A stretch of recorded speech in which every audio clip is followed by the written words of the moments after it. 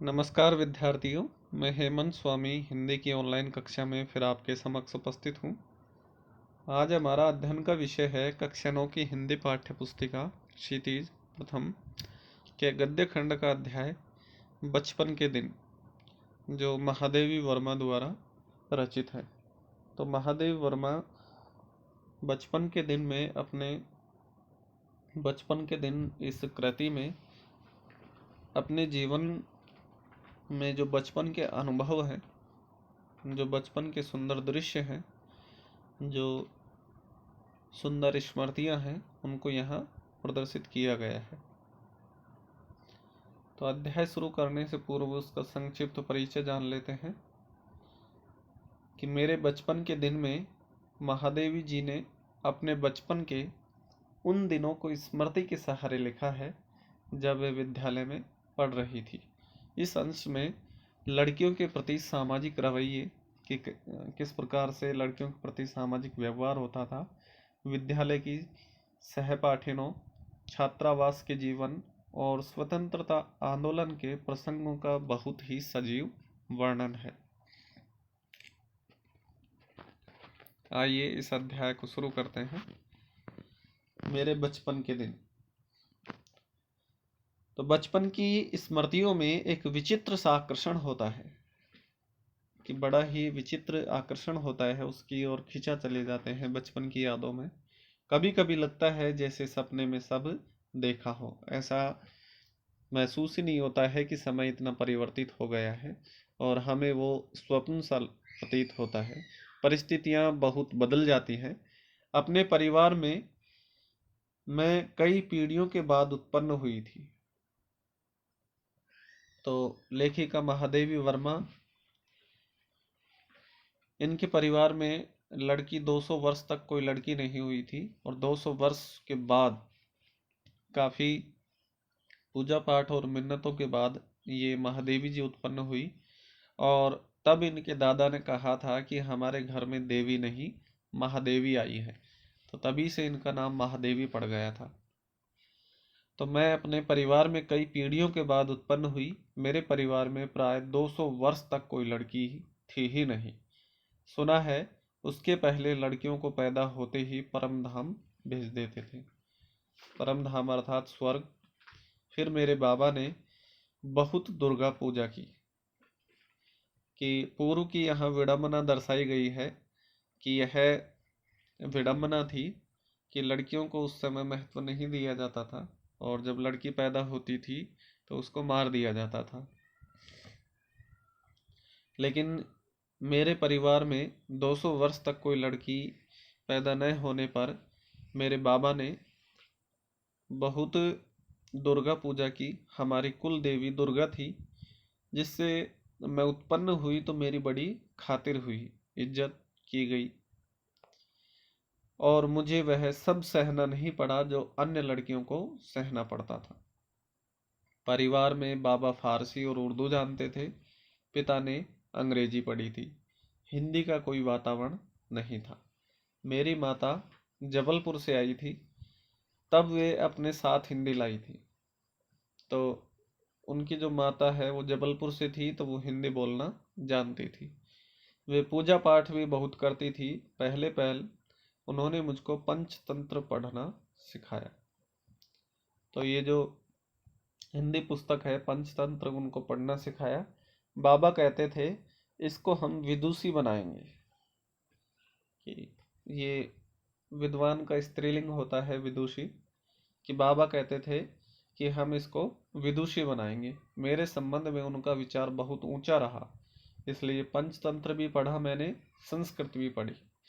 वे ये अवश्य चाहते थे कि मैं उर्दू फारसी सीख लूं, लेकिन वह मेरे वश की नहीं थी, अर्थात मुझे रुचि नहीं थी उसमें। मैंने जब एक दिन मौलवी साहब को देखा तो बस दूसरे दिन मैं चारपाई के नीचे जाकर छिप गई मौलवी साहब को देखते ही। तब पंडित जी आए संस्कृत पढ़ाने और इस प्रकार से उर्दू फारसी में अरुचि दिखाने के कारण पंडित जी संस्कृत पढ़ाने के लिए आ गए। माँ थोड़ी संस्कृत जानती थी, गीता में उन्हें विशेष रुचि थी।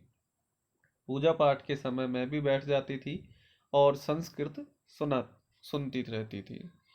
उसके उपरांत उसके बाद उन्होंने मिशन स्कूल में रख दिया मुझको, और मिशन स्कूल में वातावरण दूसरा था, प्रार्थना दूसरी थी, मेरा मन नहीं लगा, वहाँ जाना बंद कर दिया।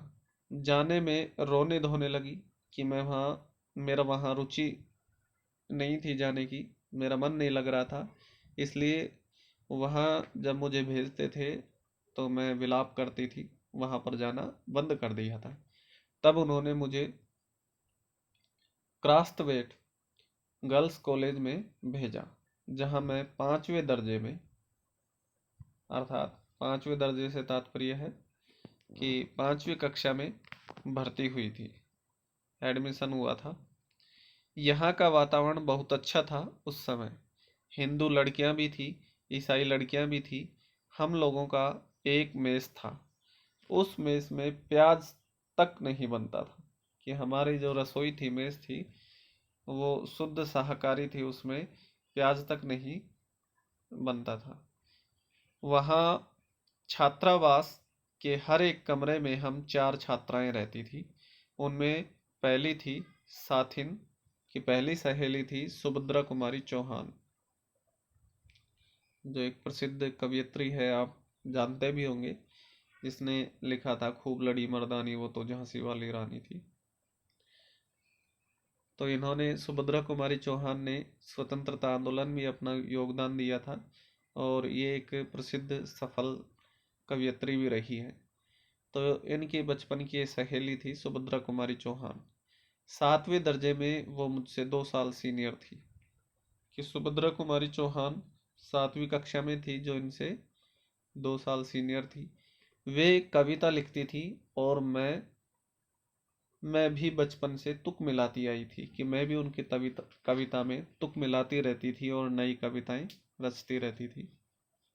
बचपन में माँ लिखती थी, पद भी गाती थी, मीरा के पद विशेष रूप से गाती थी। सवेरे गाती थी कि जागिए कृपा निधान पंछी वन बोले, यही सुना जाता था। प्रभाती गाती थी, प्रभाती वह गीत होता है जो प्रातःकाल के समय गाया जाता है। शाम को मीरा का कोई पद गाती थी। सुन सुनकर मैंने भी ब्रजभाषा में लिखना आरंभ कर दिया। तो इस प्रकार से महादेव वर्मा ने प्रारंभ में ब्रजभाषा में लिखना शुरू किया। यहाँ आकर देखा कि सुभद्रा कुमारी जी खड़ी बोली में लिखती थी। मैं भी वैसा ही लिखने लगी, कि जब सुभद्रा जी को देखा कि वो खड़ी बोली में काव्य रचना करती हैं, तो मैंने भी खड़ी बोली ही अपना ली, अपनी काव्य भाषा।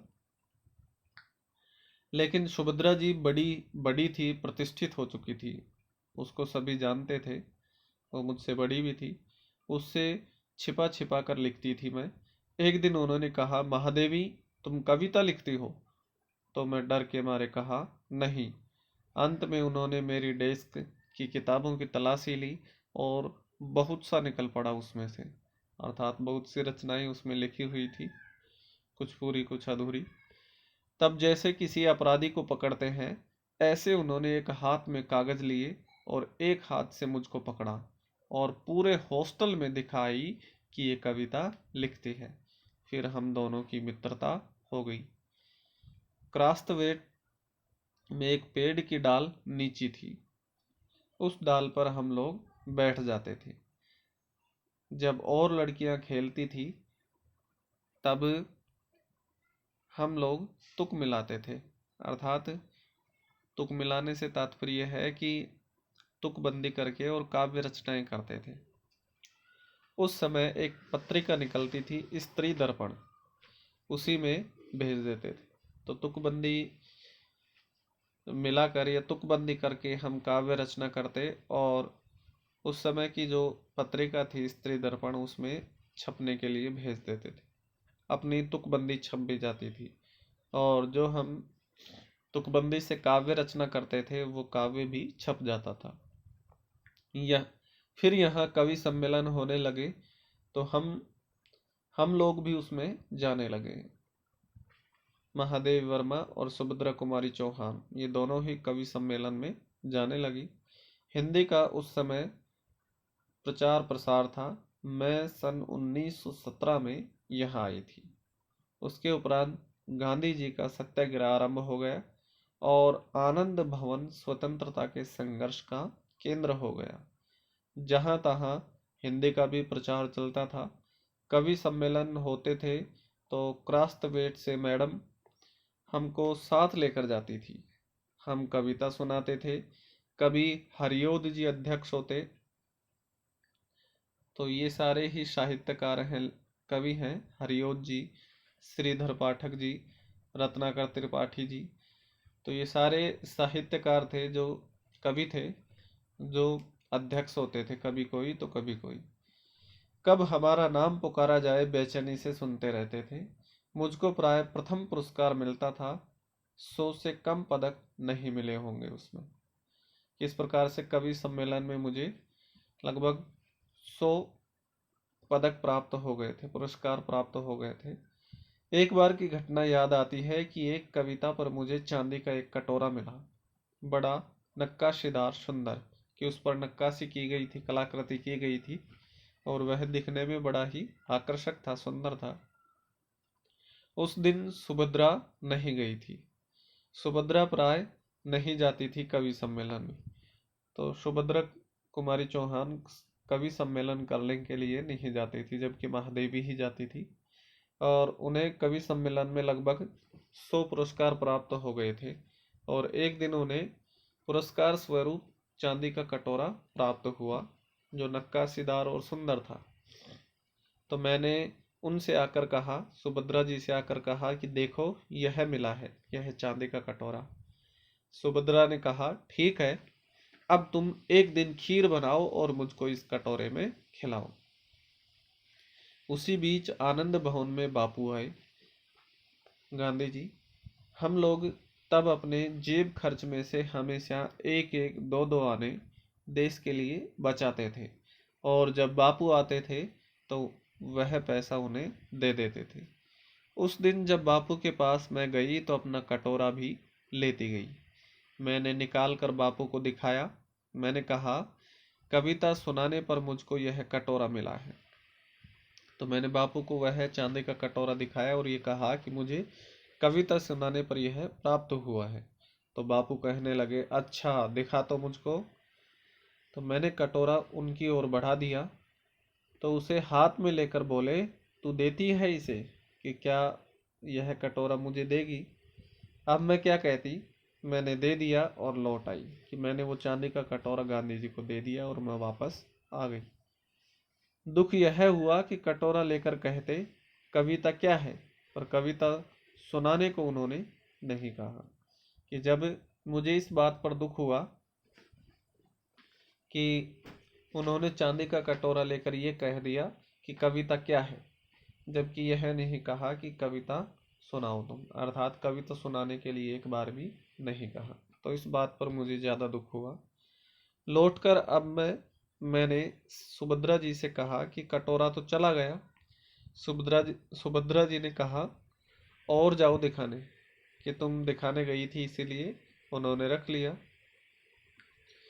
फिर बोली देखो भाई, खीर तो तुमको बनानी होगी। अब तुम चाहे पीतल की कटोरे में खिलाओ, चाहे फूल के कटोरे में। फूल होता है तांबे और रांगे का जो मिश्रित धातु से बना हुआ एक कटोरा होता है, जो पहले चला करता था। फिर भी मुझे मन ही मन प्रसन्नता हो रही थी कि पुरस्कार में मिला अपना कटोरा मैंने बापू को दे दिया, जो किसी न किसी प्रकार से देश हित में होगा। सुभद्रा जी छात्रावास छोड़कर चली गई। तब उनकी जगह एक मराठी लड़की जेबुनिसा हमारे कमरे में आकर रही। वह कोल्हापुर से आई थी। जेबुन मेरा बहुत सा काम कर देती थी। वह मेरे डेस्क साफ कर देती थी, किताबें ठीक से रख देती थी और इस तरह मुझे कविता के लिए कुछ और अवकाश और अधिक समय मिल जाता था। जेबुन मराठी शब्दों से मिली जुली हिंदी बोलती थी। मैं भी उससे कुछ कुछ मराठी सीखने लगी। वहाँ एक उस्तानी थी, अर्थात गुरुमा थी, जीनत बेगम। जेबुन जब इकड़े तिकड़े या लोकर लोकर जैसे मराठी शब्दों को मिलाकर कुछ कहती तो उस्तानी जी से टोके बिना न रहा जाता कि वाह देसी कौवा मराठी बोले।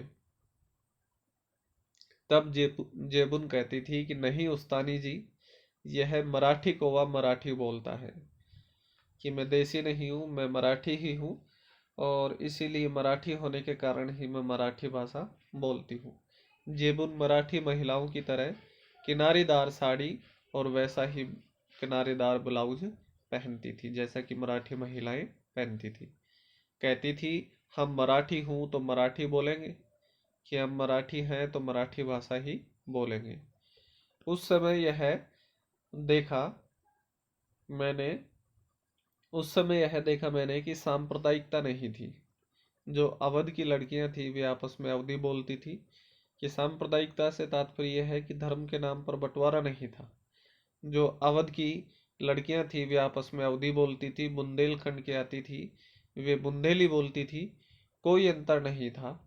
और हम पढ़ते थे हिंदी।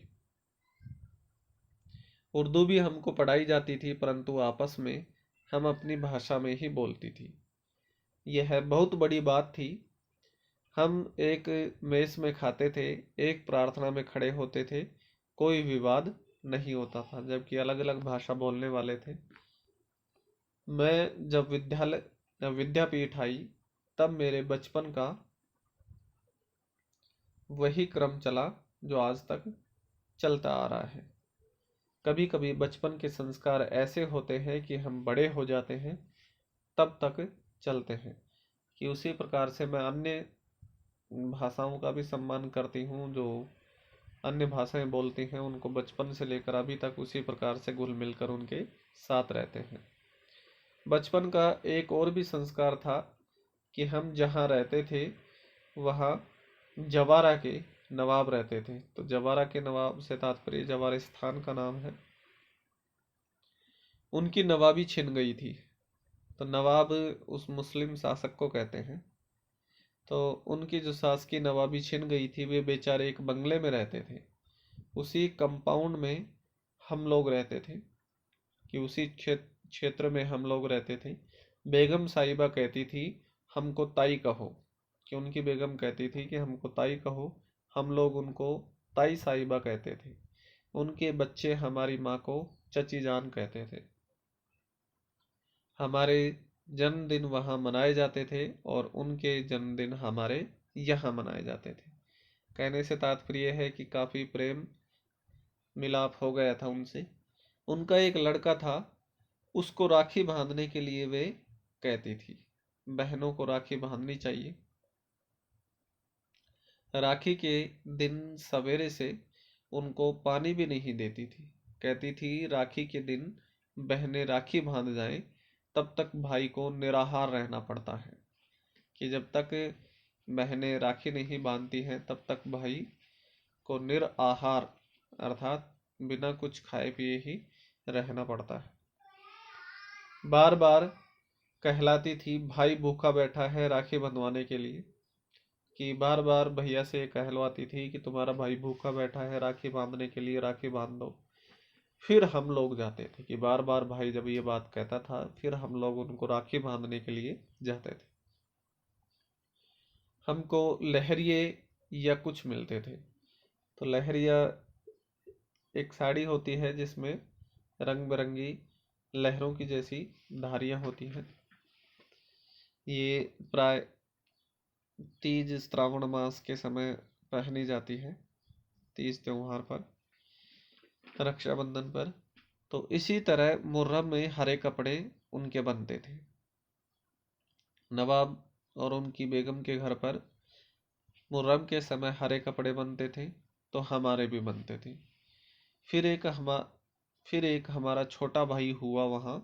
तो ताई साहिबा ने पिताजी से कहा देवर साहब से कहो वो मेरा नेग ठीक करके रखे। अर्थात उनका जो मान सम्मान और लेन देन होता है, उनका जो नेग है वो ठीक करें। मैं शाम को आऊंगी, वे कपड़े वपड़े लेकर आई। तो जब वो शाम को कपड़े उपड़े लेकर आई, हमारी माँ को वो दुल्हन कहती थी। कहने लगी दुल्हन जिनके ताई चची नहीं होती हैं वे अपनी माँ के कपड़े पहनते हैं, नहीं तो 6 महीने तक चाची ताई पहनती हैं। कि जिनके चाची ताई नहीं है वो माँ के कपड़े पहनते हैं, नहीं तो 6 महीने तक चाची ताई पहनती है। मैं इस बच्चे के लिए कपड़े लाई हूँ, ये बड़ा सुंदर है। मैं अपनी तरफ से इसका नाम मनमोहन रखती हूँ। तो उसका नाम मनमोहन रख दिया गया। वही प्रोफेसर मनमोहन वर्मा आगे चलकर जम्मू यूनिवर्सिटी के वाइस चांसलर रहे, कुलपति रहे। गोरखपुर यूनिवर्सिटी के भी कुलपति रहे हैं। कहने का तात्पर्य यह है कि मेरे छोटे भाई का नाम वही चला जो ताई साहिबा ने दिया था, जो ताई साहिबा ने उनका नाम मनमोहन रखा था। उनके यहाँ भी हिंदी चलती थी, उर्दू भी चलती थी। यो अपने घर में अवधी बोलते थे, लेकिन हिंदी और उर्दू दोनों ही कुछ कुछ बोली जाती थी। वातावरण ऐसा था उस समय कि हम लोग बहुत निकट थे। आज की स्थिति देखकर लगता है जैसे वह सपना था।